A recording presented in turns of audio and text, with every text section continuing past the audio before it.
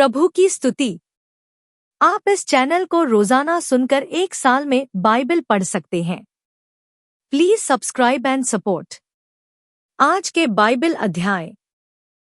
Daniel भविष्यवक्ता की पुस्तक अध्याय 9। दानियल अध्याय 9। मादी क्षयर्ष का पुत्र दारा, जो कसदियों के देश पर राजा ठहराया गया था, उसके राज्य के पहले वर्ष में मुझ दानियल ने शास्त्र के द्वारा समझ लिया कि यरूशलेम की उजड़ी हुई दशा यहोवा के उस वचन के अनुसार जो यिर्मयाह नबी के पास पहुंचा था, कितने वर्षों के बीतने पर अर्थात 70 वर्ष के बाद पूरी हो जाएगी। तब मैं अपना मुख प्रभु परमेश्वर की ओर करके गिड़गिड़ाहट के साथ प्रार्थना करने लगा और उपवास कर टाट पहिन राख में बैठकर वरदान मांगने लगा। मैंने अपने परमेश्वर यहोवा से इस प्रकार प्रार्थना की और पाप का अंगीकार किया कि हे प्रभु, तू महान और भययोग्य परमेश्वर है, जो अपने प्रेम रखने वाले और आज्ञा मानने वालों के साथ अपनी वाचा को पूरा करता और करुणा करता रहता है। हम लोगों ने तो पाप, कुटिलता, दुष्टता और बलवा किया है और तेरी आज्ञाओं और नियमों को तोड़ दिया है। और तेरे जो दास नबी लोग हमारे राजाओं, हकीमों, पूर्वजों और सब साधारण लोगों से तेरे नाम से बातें करते थे, उनकी हमने नहीं सुनी। हे प्रभु, तू धर्मी है और हम लोगों को आज के दिन लज्जित होना पड़ता है, अर्थात यरूशलेम के निवासी आदि सब यहूदी, वरन क्या समीप क्या दूर के सब इस्राएली लोग, जिन्हें तूने उस विश्वासघात के कारण जो उन्होंने तेरा किया था, देश देश में बरबस कर दिया है। उन सबों को लज्जित होना ही है। हे यहोवा, हम लोगों ने जो अपने राजाओं, हकीमों और पूर्वजों समेत तेरे विरुद्ध पाप किया है, इस कारण हमको लज्जित होना पड़ता है। परंतु यद्यपि हम अपने परमेश्वर प्रभु से फिर गए, तो भी वह दया सागर और क्षमा की खानी है। हम तो अपने परमेश्वर यहोवा की शिक्षा सुनने पर भी, जो उसने अपने दास नबियों से हमको सुनवा दी, उस पर नहीं चले, वरन सब इस्राएलियों ने भी तेरी व्यवस्था का उल्लंघन किया और ऐसे हट गए कि तेरी नहीं सुनी। इस कारण जिस शाप की चर्चा परमेश्वर के दास मूसा की व्यवस्था में लिखी हुई है, वह शाप हम पर घट गया, क्योंकि हमने उसके विरुद्ध पाप किया है। इसलिए उसने हमारे और न्यायियों के विषय जो वचन कहे थे, उन्हें हम पर यह बड़ी विपत्ति डालकर पूरा किया है। यहाँ तक कि जैसी विपत्ति यरूशलेम पर पड़ी है, वैसी सारी धरती पर और कहीं नहीं पड़ी। जैसा मूसा की व्यवस्था में लिखा है, वैसा ही यह सारी विपत्ति हम पर आ पड़ी है। तो भी हम अपने परमेश्वर यहोवा को मनाने के लिए न तो अपने अधर्म के कामों से फिरे और न तो तेरी सत्य बातों में प्रवीणता प्राप्त की। इस कारण यहोवा ने सोच विचार कर हम पर विपत्ति डाली है, क्योंकि हमारा परमेश्वर यहोवा जितने काम करता है, उन सबों में धर्मी ठहरता है, परंतु हमने उसकी नहीं सुनी। और अब हे परमेश्वर, हे प्रभु, तूने तो अपनी प्रजा को मिस्र देश से बलि हाथ के द्वारा निकाल लाकर अपना ऐसा नाम बड़ा किया जो आज तक प्रसिद्ध है, परंतु हमने पाप किया है और दुष्टता की है। हे प्रभु, हमारे पापों और हमारे पुरखाओं के अधर्म के कामों के कारण तो यरूशलेम की और तेरी प्रजा की, हमारे आसपास के सब लोगों की ओर से नामधराई हो रही है। तो भी तू अपने सब धर्म के कामों के कारण अपना क्रोध और जलजलाहट अपने नगर यरूशलेम पर से, जो तेरे पवित्र पर्वत पर बसा है, उतार दे। हे हमारे परमेश्वर, अपने दास की प्रार्थना और गिड़गिड़ाहट सुनकर अपने उजड़े हुए पवित्र स्थान पर अपने मुख का प्रकाश चमका।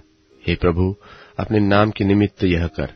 हे मेरे परमेश्वर, कान लगाकर सुन, आंखें खोलकर हमारी उजड़ी हुई दशा और उस नगर को भी देख जो तेरा कहलाता है, क्योंकि हम जो तेरे सामने गिड़गिड़ाकर प्रार्थना करते हैं, तो अपने धर्म के कामों पर नहीं, वरन तेरी बड़ी दया ही के कामों पर भरोसा रखकर करते हैं। हे प्रभु सुन ले, हे प्रभु पाप क्षमा कर, हे प्रभु ध्यान देकर जो करना है उसे कर, विलंब न कर।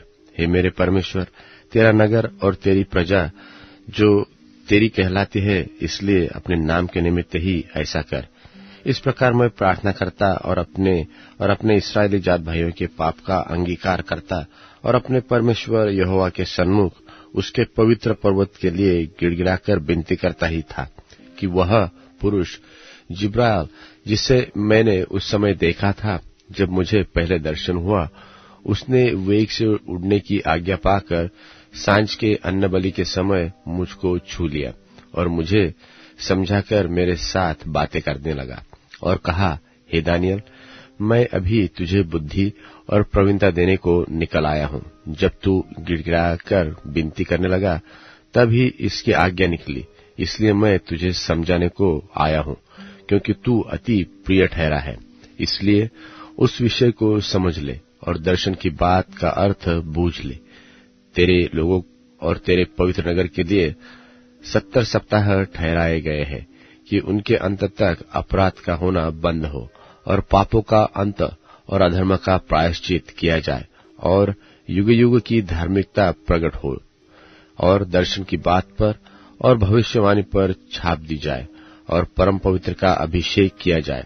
सो यह जान और समझ ले कि यरूशलेम के फिर बसाने की आज्ञा के निकलने से लेकर अभिषिक्त प्रधान के समय तक 7 सप्ताह बीतेंगे। फिर 62 सप्ताहों के बीतने पर चौक और खाई समेत वह नगर कष्ट के समय में फिर बसाया जाएगा और उन 62 सप्ताहों के बीतने पर अभिषिक्त पुरुष नाश किया जाएगा और उसके हाथ कुछ न लगेगा और आने वाले प्रधान की प्रजा नगर और पवित्र स्थान को नाश तो करेगी, परंतु उस प्रधान का अंत ऐसा होगा जैसा बाढ़ से होता है, तो भी उसके अंत तक लड़ाई होती रहेगी, क्योंकि उसका उजड़ जाना निश्चय ठाना गया है। और वह प्रधान 1 सप्ताह के लिए बहुतों के संग दृढ़ वाचा बांधेगा, परंतु आधे ही सप्ताह के बीतने पर वह मेल बलि और अन्न बलि को बंद करेगा और कंगूरे पर उजाड़ने वाली घृणित वस्तुएं दिखाई देगी और निश्चय से ठनी हुई समाप्ति के होने तक परमेश्वर का क्रोध उजाड़ने वाले पर पड़ा रहेगा। दानियल भविष्यवक्ता की पुस्तक अध्याय 10। दानियल भविष्यवक्ता की पुस्तक अध्याय 10। फारस देश के राजा कुस्रू के राज्य के 3रे वर्ष में दानियल पर, जो बेलतशस्सर भी कहलाता है, एक बात प्रकट की गई और यह बात सच है कि बड़ा युद्ध होगा।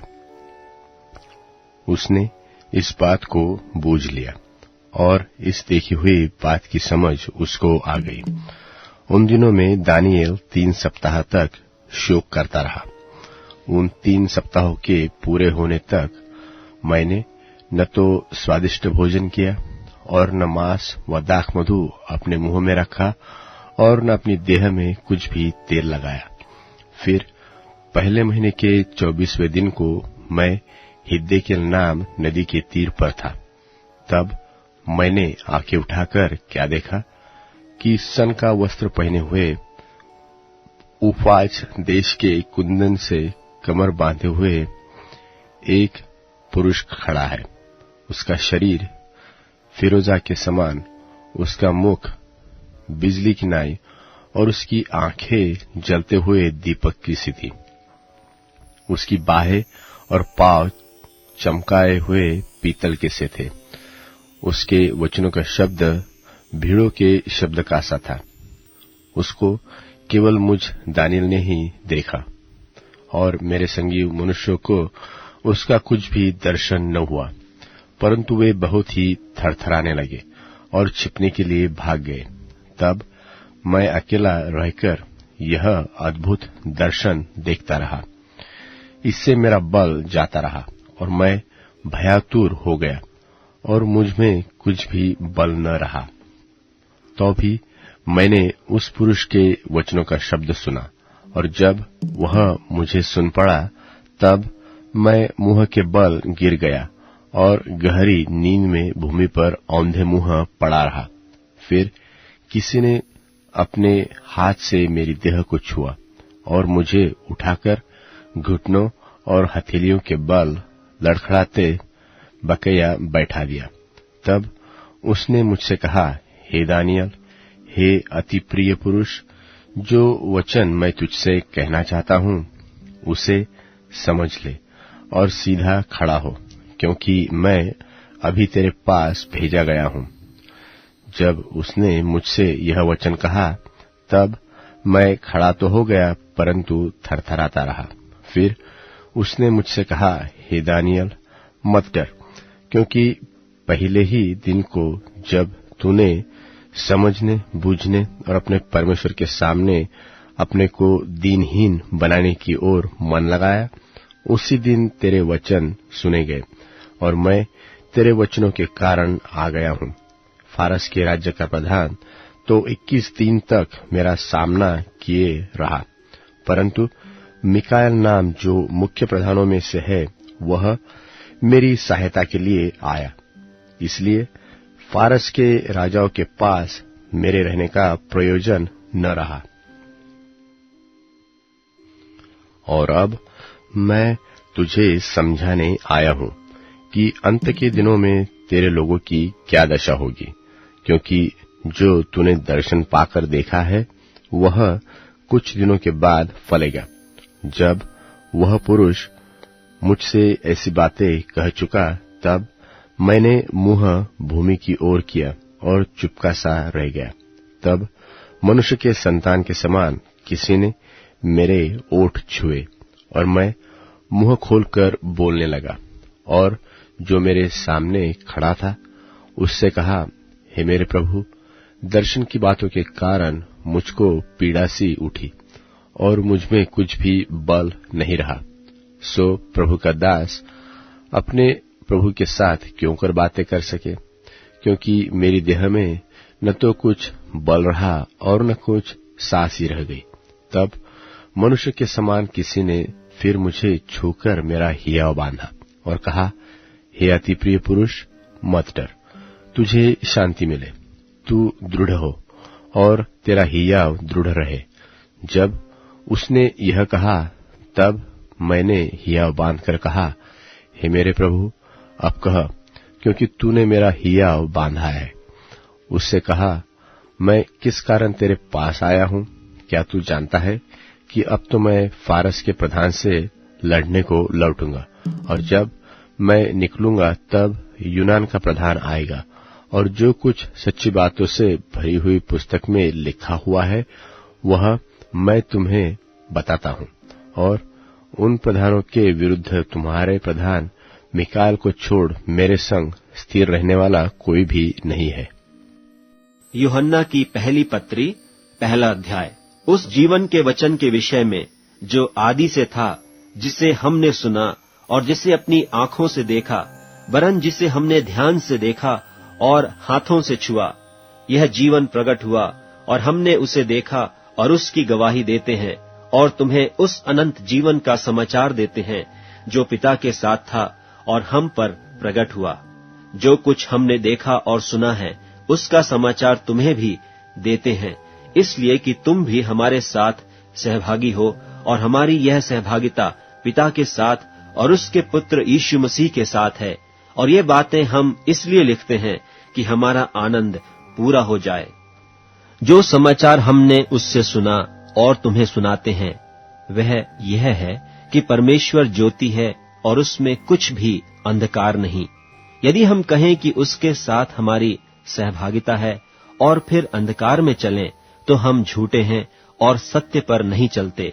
पर यदि जैसा वह ज्योति में है वैसे ही हम भी ज्योति में चलें, तो एक दूसरे से सहभागिता रखते हैं, और उसके पुत्र यीशु का लहू हमें सब पापों से शुद्ध करता है। यदि हम कहें कि हम में कुछ भी पाप नहीं, तो अपने आप को धोखा देते हैं और हम में सत्य नहीं। यदि हम अपने पापों को मान लें, तो वह हमारे पापों को क्षमा करने और हमें सब अधर्म से शुद्ध करने में विश्वास योग्य और धर्मी है। यदि कहें कि हमने पाप नहीं किया, तो उससे झूठा ठहराते हैं और उसका वचन हम में नहीं है। नीतिवचन अध्याय 1।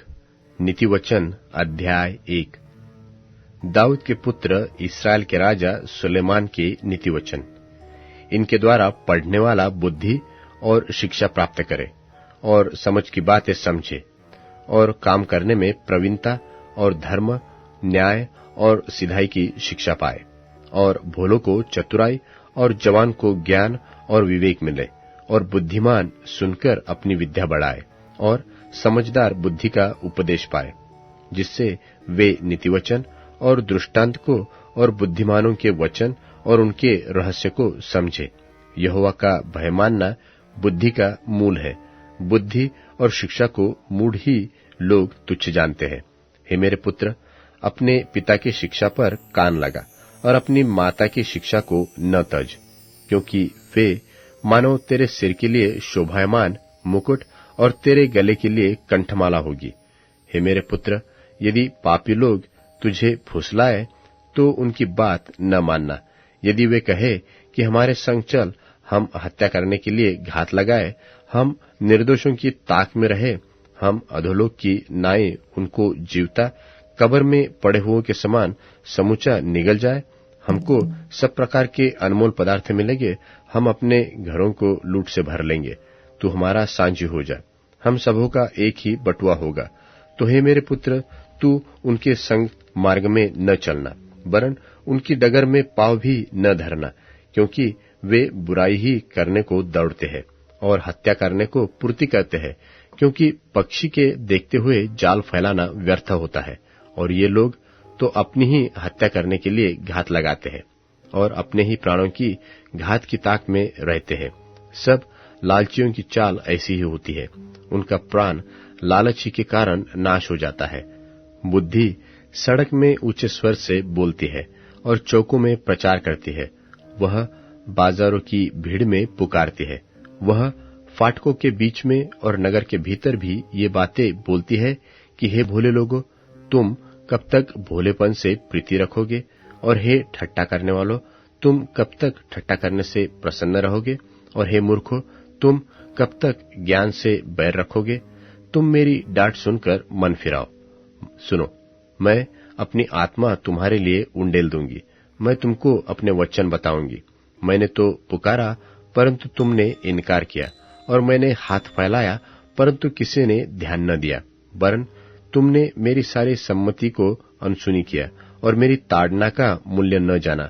इसलिए मैं भी तुम्हारी विपत्ति के समय हंसूंगी, और जब तुम पर भय आ पड़ेगा, वरन आंधी की नाई तुम पर भय आ पड़ेगा और विपत्ति बवंडर के समान आ पड़ेगी और तुम संकट और सकीती में फंसोगे, तब मैं ठट्टा करूंगी। उस समय वे मुझे पुकारेंगे और मैं न सुनूंगी। वे मुझे यत्न से ढूंढेंगे परंतु न पाएंगे, क्योंकि उन्होंने ज्ञान से बैर किया और यहोवा का भय मानना उनको न भाया। उन्होंने मेरी सम्मति न चाही, वरन मेरी सब ताड़नाओं को तुच्छ जाना। इसलिए वे अपनी करने का फल आप भोगेंगे और अपनी युक्तियों के फल से अघा जाएंगे, क्योंकि भोले लोगों का भटक जाना उनके घात किए जाने का कारण होगा, और निश्चित रहने के कारण मूढ़ लोग नाश होंगे। परंतु जो मेरी सुनेगा वह निडर बसा रहेगा और बेखटके के सुख से रहेगा। अब Amazon music, tune in, Spotify और YouTube म्यूजिक में उपलब्ध है।